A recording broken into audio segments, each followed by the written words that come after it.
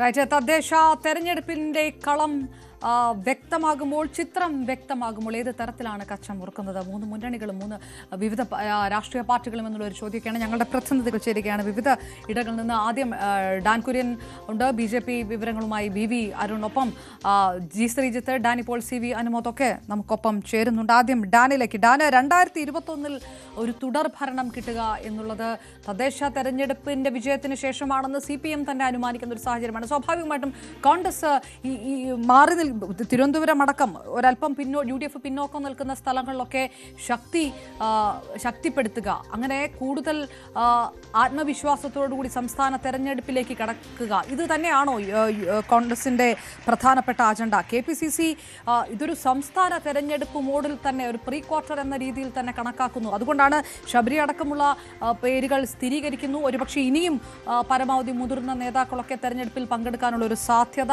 അങ്ങനെ ഇടത് സർക്കാരിന് തദ്ദേശ തെരഞ്ഞെടുപ്പ് തന്നെ ലക്ഷ്യമിട്ടുകൊണ്ട് വീഴ്ചകൾ പറഞ്ഞുകൊണ്ടുള്ള ഒരു പ്രചാരണത്തിലേക്ക് കടക്കാൻ കഴിയുക, അതാണോ കോൺഗ്രസിന്റെ ഒരു അജണ്ട, ഒരു പ്രചാരണ തന്ത്രം?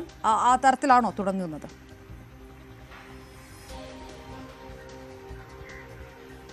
അതായത് നിയമസഭാ തെരഞ്ഞെടുപ്പിന്റെ സെമി ഫൈനലായി തന്നെ വിശേഷിപ്പിക്കപ്പെടുന്ന തദ്ദേശ തെരഞ്ഞെടുപ്പാണ് വരുന്നത്. മാത്രമല്ല, ഈ തദ്ദേശ തെരഞ്ഞെടുപ്പിന്റെ പ്രാധാന്യം ഏറെയാണ്. കാരണം തുടർച്ചയായി 2 തവണ ഒരു മുന്നണി തന്നെ ഭരണത്തിലെത്തുക എന്ന് പറയുന്നതും മറ്റൊരു മുന്നണി പ്രതിപക്ഷത്തിരിക്കുക എന്ന് പറയുന്നതും കേരളം പിറന്ന ശേഷം ഇതിനു മുമ്പ് ഒന്നും ഉണ്ടായിട്ടുള്ള കാര്യമല്ല. അതുകൊണ്ട് ഒരിക്കൽ കൂടി അങ്ങനെ ഒരു കാര്യം ആവർത്തിച്ചാൽ പിന്നെ കോൺഗ്രസിന്റെ വേരിളകുന്ന സാഹചര്യം ഉണ്ടാകും.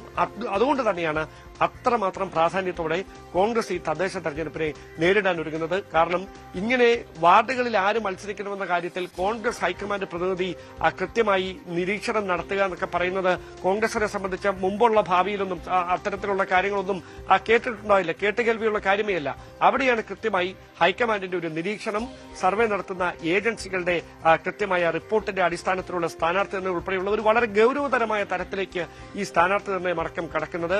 അങ്ങനെയാണ് കേരളത്തിന്റെ ചുമതലയുള്ള AICC general secretary Deepa Das Munshi സംസ്ഥാനത്ത് ഈ തെരഞ്ഞെടുപ്പുമായി ബന്ധപ്പെട്ട പ്രത്യേകിച്ച് തിരുവനന്തപുരത്തിന് നേതൃത്വം നൽകുന്ന K മുരളീധരൻ, അതോടൊപ്പം MM ഹസൻ ഉൾപ്പെടെയുള്ള നേതാക്കളുമായൊക്കെ കൂടിയാലോചന നടത്തിയതിനു ശേഷം KS ശബരിനാഥനെ ഒരു മുഖമായി ഉയർത്തിക്കാണിച്ചുകൊണ്ട് നഗരസഭാ തെരഞ്ഞെടുപ്പിനെ നേരിടാമെന്നൊരു തീരുമാനത്തിലേക്ക് എത്തുകയും കഴിഞ്ഞ ദിവസം ഇന്നലെ രാത്രിയോടെ ഇക്കാര്യത്തിൽ ഒരു ധാരണയിലെത്തുകയും ചെയ്തിരിക്കുന്നത്. എന്തായാലും ശബരിനാഥൻ മാത്രമാകില്ല, മഹിളാ കോൺഗ്രസിലും യൂത്ത് കോൺഗ്രസിലുമൊക്കെയുള്ള മറ്റ് യുവമുഖങ്ങളെ കൂടി, സ്വീകാര്യതയുള്ള യുവമുഖങ്ങളെ കൂടി പരിഗണിക്കുന്നുണ്ട് എന്നാണ് അറിയുന്നത്. വീണ നായർ ഉൾപ്പെടെയുള്ളവരുടെ പേരുകൾ പരിഗണനയിലുണ്ട്. പക്ഷേ അതിൽ പൂർണ്ണ സമ്മതം അറിയിച്ചിട്ടില്ല പലരും എന്നുള്ള സൂചനകൾ വരുന്നുണ്ട്. കാരണം ഇത് ഒതുക്കാനുള്ള നീക്കമാണോ എന്ന് സംശയിക്കുന്നവരുമുണ്ട്. കാരണം ഏതെങ്കിലും തരത്തിൽ വാർഡിൽ പരാജയപ്പെട്ട് കഴിഞ്ഞാൽ പിന്നീട് നിയമസഭയിലെ അവരുടെ സാധ്യതകളെ അത് ബാധിക്കുമോ? വാർഡിൽ പോലും ജയിക്കാൻ കഴിയാത്ത നിങ്ങൾക്ക് എങ്ങനെ നിയമസഭയിൽ മത്സരിക്കാനാകുമെന്ന തരത്തിലൊക്കെയുള്ള വിമർശനം പാർട്ടിക്കുള്ളിൽ നിന്ന് തന്നെ ഉയരും മറുവിഭാഗങ്ങൾ. അതുകൊണ്ട് അത്തരത്തിലുള്ള കരുതലുണ്ട്, കൺസേൺ ഉണ്ട്. അതുകൊണ്ട് തന്നെ പൂർണ്ണമായി അതിന് തയ്യാറാകാത്ത ആളുകളുണ്ട്. എന്തായാലും K ശബരിനാഥൻ അങ്ങനെ ഒരു വെല്ലുവിളി ഏറ്റെടുക്കാൻ ധൈര്യം കാണിച്ചിരിക്കുന്നു. അതാണ് എടുത്തു പറയേണ്ട കാര്യം. ശബരിനാഥനുമായി മുതിർന്ന നേതാക്കൾ തന്നെയാണ് ഇക്കാര്യം സംസാരിച്ച് ഈ തെരഞ്ഞെടുപ്പിന് തയ്യാറാകാൻ പറഞ്ഞത്. അല്പസമയം മുമ്പ് K മുരളീധരൻ തന്നെ അക്കാര്യം നമ്മളോട് സ്ഥിരീകരിക്കുകയും ചെയ്തിട്ടുണ്ട്. എന്തായാലും കോൺഗ്രസ് വളരെ പ്രതീക്ഷയോടെ നോക്കിക്കാണുന്ന ഒരു തദ്ദേശ തെരഞ്ഞെടുപ്പ്, അതിന്റെ ആദ്യഘട്ട സ്ഥാനാർത്ഥി പ്രഖ്യാപനം ഉടൻ തന്നെ ഇന്നോ നാളെയോ വരുമെന്നാണ് നമുക്ക് അറിയാൻ കഴിയുന്നത്. അതിൽ തന്നെ എടുത്തു മുതിർന്ന നേതാക്കളെ ഇറക്കിക്കൊണ്ട് സംസ്ഥാന നേരത്തെ പറഞ്ഞ പോലെ തന്നെ സെമി ഫൈനൽ എന്ന രീതിയിൽ കണക്കാക്കുന്നു. തദ്ദേശ തെരഞ്ഞെടുപ്പിലേക്ക് പ്രധാനപ്പെട്ട പേരുകളൊക്കെ വരുന്നു. സംസ്ഥാന തെരഞ്ഞെടുപ്പുമായിട്ട് ബന്ധപ്പെട്ട് കോൺഗ്രസിനകത്ത് ഒരുപക്ഷെ അത് മാധ്യമ സൃഷ്ടിയാണെന്ന് എത്ര തവണ പറഞ്ഞാൽ പോലും നടക്കുന്ന ചില വിഷയങ്ങളൊക്കെ ഉണ്ടല്ലോ. സ്വാഭാവികമായിട്ട് ഈ ഒരു സമവാക്യങ്ങളിലും ഏതെങ്കിലും ഒരു ചിത്രം മാറാനുള്ള ഒരു സാധ്യതയുണ്ടോ? ഈ സ്ഥാനാർത്ഥി നിർണ്ണയങ്ങളും ഒക്കെ ആയിട്ട് ബന്ധപ്പെട്ട് തെരഞ്ഞെടുപ്പ് പ്രചാരണമൊക്കെ ഉദ്ഘാടനം ചെയ്യാൻ KC വേണുഗോപാൽ തന്നെ നേരിട്ട് ഇറങ്ങുന്നു. അത്തരം ചില കാര്യങ്ങൾ കൂടി, ചിത്രം കൂടി പുറത്തേക്ക് വരുന്നുണ്ടോ? അതോ അതൊക്കെ തള്ളിക്കളയുക തന്നെയാണോ കോൺഗ്രസ് പരിപൂർണമായിട്ട്?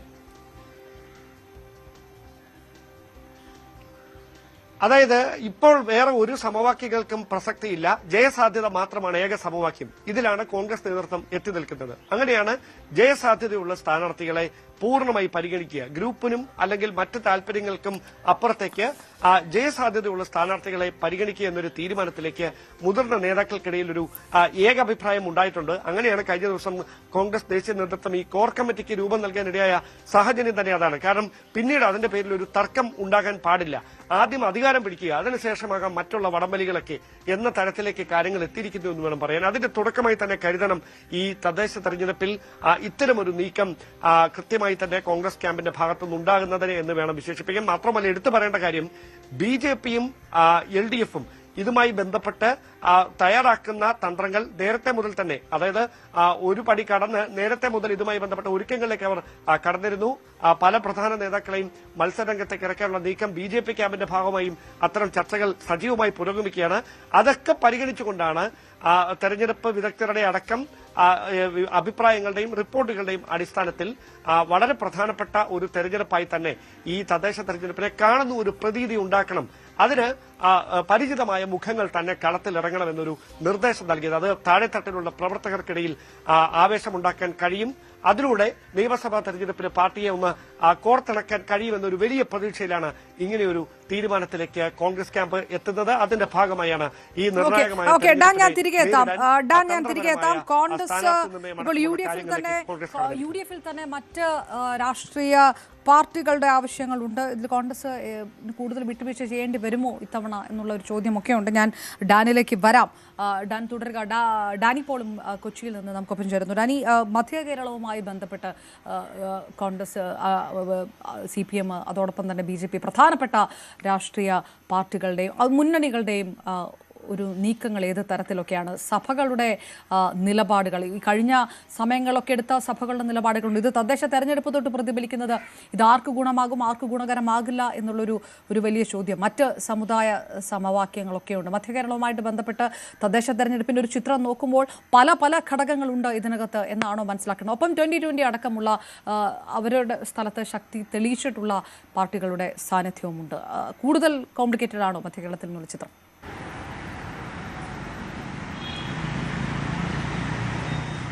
അപർണ, തദ്ദേശ സ്വയംഭരണ തെരഞ്ഞെടുപ്പിൽ വലിയ രീതിയിലുള്ള ഒരുക്കങ്ങൾ മധ്യകേരളവുമായി ബന്ധപ്പെട്ടുകൊണ്ട് മുന്നണികൾ എടുക്കുന്നുണ്ട്.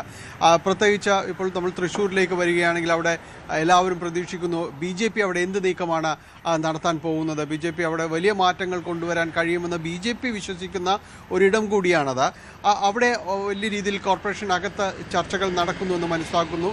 ഒരു സീറ്റിൻ്റെ മാത്രം ഒരു വ്യത്യാസമുണ്ടായിരുന്നിടത്ത് കോൺഗ്രസ് വിമതൻ തന്നെ അവിടെ പിന്നീട് ഇടതുമുന്നണിക്ക് ഒപ്പം നിന്നുകൊണ്ട് മേയർ സ്ഥാനാർത്ഥിയാകുന്നു. അദ്ദേഹം മേയറാകുന്നു. പിന്നീട് പലപ്പോഴും തന്നെയും BJPക്ക് ഒപ്പം നീങ്ങുന്ന ഒരു കാഴ്ചയിലേക്ക് വരികയും ചെയ്യുന്നു. ഇക്കുറി അദ്ദേഹം മത്സരിക്കുന്നില്ല എന്ന് പറയുമ്പോൾ പോലും അവിടെ BJP തവണ ശക്തി കേന്ദ്രമാകുന്നു എന്ന് പറയുന്നൊരിടമാണ് തൃശ്ശൂരിനെ കുറിച്ച് പറഞ്ഞു തുടങ്ങിയതാണ്. തൃശ്ശൂരിനെ കുറിച്ച് പറയുമ്പോഴുള്ളത് കഴിഞ്ഞ തവണ നിയമസഭയിലേക്ക് നടക്കുന്ന ആ തെരഞ്ഞെടുപ്പിലേക്ക് ഏതാണ്ട് 21 വാർഡുകളിൽ തൃശ്ശൂർ കോർപ്പറേഷൻ്റെ വാർഡുകളിൽ മുന്നേറ്റം നടത്താനായിട്ട് ഒന്നാമതെത്താനായിട്ട് കഴിഞ്ഞിരുന്നു എന്ന് പറയുന്നു. പിന്നീട് അത് ലോക്സഭാ തെരഞ്ഞെടുപ്പിലേക്ക് വരുമ്പോൾ 35 വാർഡുകളിൽ BJP ഒന്നാമതെത്തി എന്ന് പറയുന്നു. അപ്പോൾ തൃശ്ശൂർ കോർപ്പറേഷൻ്റെ ഒരു സ്വഭാവം എന്ന് പറയുന്നത് തൃശ്ശൂർ മണ്ഡലത്തിൻ്റെ, നിയമസഭാ മണ്ഡലത്തിൻ്റെ മുഴുവൻ പ്രദേശവും ഈ കോർപ്പറേഷനിൽ വരുന്നു എന്നതാണ് അതിൻ്റെ ഒരു പ്രത്യേകത. അതുകൊണ്ട് BJPയോട് വലിയ രീതിയിലുള്ള സ്വപ്നങ്ങൾ കാണുന്നു, വലിയ രീതിയിലുള്ള കണക്കുകൂട്ടലുകൾ നടത്തുന്നു എന്നതാണ്. ഇക്കുറി അട്ടിമറി ഉണ്ടാകുമെന്നുള്ള ഒരു പ്രതീക്ഷയിലേക്കാണ് അവർ എല്ലാം തന്നെ വിശ്വസിക്കുന്നത്. അപ്പോൾ അതിനെ ടാക്കിൾ ചെയ്യുന്നതിന് വേണ്ടി, നേരിടുന്നതിന് വേണ്ടിയുള്ള നീക്കങ്ങൾ ഒരു ഭാഗത്ത് തുടരുകയും ചെയ്യുന്നു. അവിടെയെല്ലാം തന്നെ ഈ മധ്യകേരളത്തിൽ പൊതുവെയും തന്നെ ഈ ക്രൈസ്തവ സഭ മുൻപെങ്ങുമില്ലാത്ത വിധം തന്നെ വലിയ രീതിയിലേക്ക് രാഷ്ട്രീയ കാര്യങ്ങളിലേക്ക് ഇടപെട്ട് സംസാരിക്കുകയും ചെയ്യുന്നു എന്നുള്ളതാണ്. നേരത്തെ ഇടപെടൽ ഒരു പരോക്ഷ രീതിയിലായിരുന്നെങ്കിൽ ഇത്തവണ അതൊരു പ്രത്യക്ഷ രീതിയിലേക്ക് പലയിടങ്ങളിലും തന്നെ വരുന്നു. പ്രത്യേകിച്ച് സിറോ മലബാർ സഭയടക്കം ആ രീതിയിലേക്ക് പ്രതിസ്പന്ദനങ്ങൾ ഉണ്ടാകുന്നൊരവസ്ഥയിലേക്കെല്ലാം വരികയും അത് കൃത്യമായി രാഷ്ട്രീയം പറയുന്ന രീതിയിലേക്കെല്ലാം തന്നെ പലയിടങ്ങളിലും മാറുന്നു എന്നൊരു പ്രത്യേകതയും എല്ലാം തന്നെയുണ്ട്. തൃശ്ശൂരിൽ അത് പ്രതിഫലിക്കുന്നതായിട്ടുള്ള സൂചനകൾ തന്നെയുണ്ട്.